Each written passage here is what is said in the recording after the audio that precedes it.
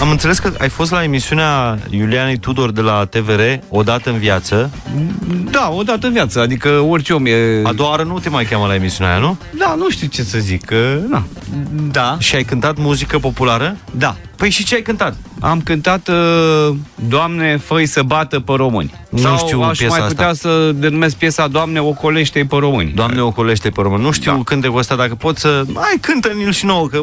Un pic, ușor probabil așa. nu toată lumea s-a uitat la odată în viață. Fără orchestră e destul de greu, știi? Dar încerc să... Poți să fiu eu Nicolae Botgros, dacă vrei.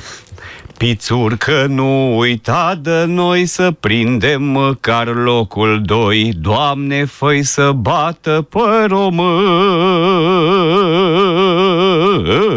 Nu-mi intră într-a doua. Din prima. Suntem săraci și plini de amar, n-avem nici vârfuri, nici portar. Doamne, fă-i să bată pe români. Avem stadion de clasă, dar nu știm să dăm o pasă. Doamne, fă-i să bată pe români. Săracă țară bogată, nu băgăm nici mingea-n poartă. Doamne, fă-i să bată pe români. Ce echipă națională ratează cu poarta goală. Doamne, fă-i să bată pe români. Hai, piții, găsești o cale să ne duci la mondiale. Doamne, fă-i să bată pe români.